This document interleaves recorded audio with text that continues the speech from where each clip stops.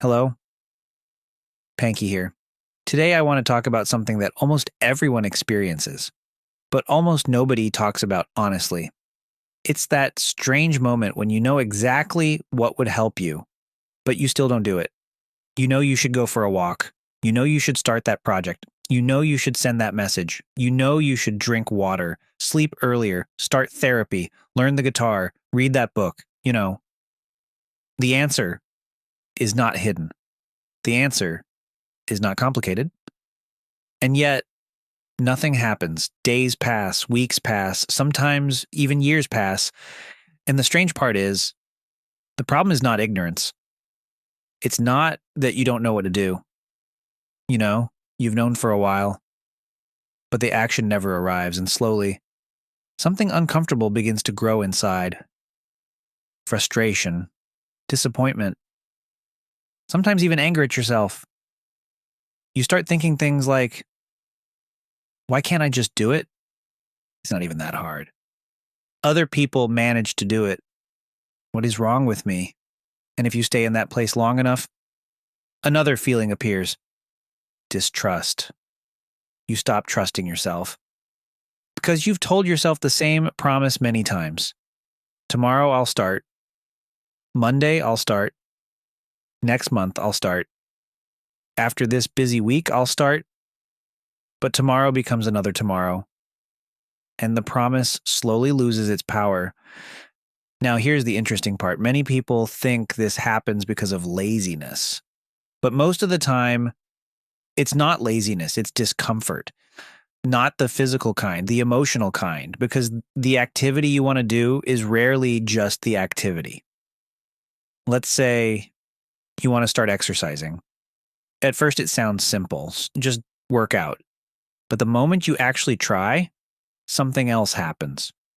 You put on workout clothes. You see your body in the mirror. Maybe you don't like what you see. You start the routine. 2 minutes later, you're already tired. The person in the video is still going strong. You're already stopping. Your brain starts whispering things like, you're so out of shape. You're behind? This is embarrassing. Suddenly, the workout is no longer about exercise. Now it's about comparison. Shame, frustration, self-criticism. So the next day, your brain quietly avoids it. Not because it doesn't want the benefits, but because it remembers the discomfort. And the brain has one main job: protect you from discomfort. Even if the protection is not perfect, even if the protection keeps you stuck, your brain will still try. Another example. Maybe you want to eat healthier. Sounds simple. Just eat better. But then another layer appears. Maybe it reminds you of all the times you tried before. Maybe it brings thoughts like, you should have done this earlier. You let yourself go. You always fail at this. Suddenly the change stops feeling like self-care and starts feeling like punishment. And the brain avoids punishment, even if the punishment is disguised as improvement. This is something psychologists sometimes call emotional avoidance, which basically means we avoid things that make us feel uncomfortable, even if those things are good for us. And one of the most fascinating tools the brain uses for avoidance is procrastination.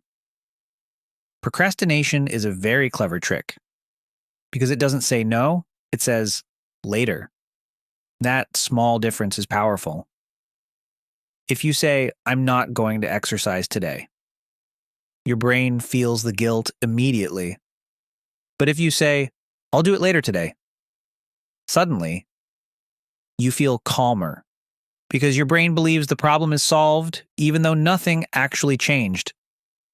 Later becomes tomorrow. Tomorrow becomes next week. And the brain keeps repeating the same illusion. I will.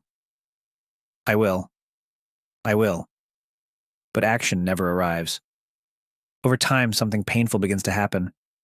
The activity itself is no longer the problem. The problem becomes what it says about you.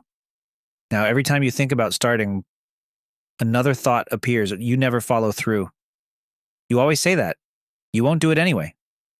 This is where self-trust slowly breaks. And self-trust is important. Because when you don't trust yourself, even small goals feel heavy. But here's something important to understand. This pattern does not mean you are weak. It does not mean you lack discipline. Often, it simply means you never learned how to sit with discomfort. And discomfort is part of growth. Actually, discomfort is the entrance ticket. Anything new will feel uncomfortable. Learning a language, starting therapy, building a business, moving to a new city, even becoming healthier. Growth always asks something from you. New habits, new routines, new versions of yourself. And sometimes we're not ready for those changes yet. Not because we don't want the results, but because we're not ready for the process. For example, becoming a runner sounds exciting, but the process includes waking up early, running in the cold, being tired, repeating the same effort again and again. Sometimes people don't avoid the dream, they avoid the lifestyle the dream requires. So how do we break the cycle? There are two ideas that help a lot. The first one is learning to accompany yourself through discomfort. Notice the word accompany. Not eliminate. Discomfort will still exist, but you can make the experience lighter. For example, instead of forcing yourself into a routine that feels harsh, you can create an environment that feels supportive. Maybe your walk includes music you love. Maybe your workout includes a nice drink waiting after. Maybe your study session includes a cozy space. Maybe therapy includes a small ritual before or after. A coffee, a walk, a moment of reflection. These small things don't remove the discomfort, but they soften it. And when discomfort is softer, your brain becomes less resistant. Another powerful thing is doing things with someone. Humans regulate emotions socially, meaning things feel easier when we are not alone. You can share progress with a friend, send each other updates, celebrate small wins, encourage each other on difficult days. Suddenly, the activity is not just effort, it becomes connection. And connection makes effort lighter. Now, here's the second idea. Exposure. Very small exposure, not big, dramatic changes. Tiny steps. Because confidence is not built through thinking. It is built through evidence. Every time you show up, even in a small way, your brain records proof. I did it. That proof becomes fuel. One action becomes two. Two actions become 10. Slowly, the identity shifts. You stop seeing yourself as someone who never follows through and start seeing yourself as someone who tries. And trying is powerful because trying creates momentum. Another interesting thing happens during this process. At first, discomfort feels intense, but after repeated exposure, it becomes familiar. And familiar discomfort is much easier to manage. Think about the first day at a new job. It feels overwhelming. But after a few weeks, it becomes normal. The same thing happens with habits. The first step feels huge. Later, it's just part of life. There's also another hidden layer here. Many people are used to living in chaos, constant stress, constant urgency, constant noise. So when life becomes calmer, it feels unfamiliar, sometimes even uncomfortable. Peace can feel strange if you're not used to it. So when you start improving your life, part of your brain might resist the calm because chaos feels familiar. And the brain prefers familiar things, even if they are not healthy. But calm can also be learned. Just like chaos was learned. You can learn to sit in quiet routines. Healthy habits, stability, confidence. The brain adapts. It always does. So if there is something in your life right now that you keep postponing, maybe try a different question. Instead of asking, why am I so lazy? Ask, what discomfort am I avoiding? Sometimes the answer reveals everything. Maybe it's fear. Maybe it's shame. Maybe it's comparison. Maybe it's uncertainty. Once you see the real emotion, the problem becomes clearer. And clarity makes action easier. You don't have to change everything overnight. You don't have to become a completely different person tomorrow. You just have to start proving to yourself, in small ways, that movement is possible. One step, then another, and then another. Eventually, something surprising happens.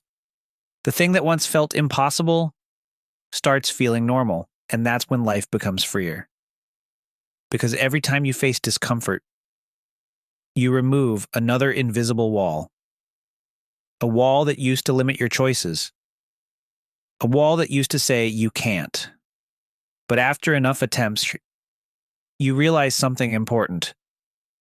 You can. Maybe imperfectly. Maybe slowly.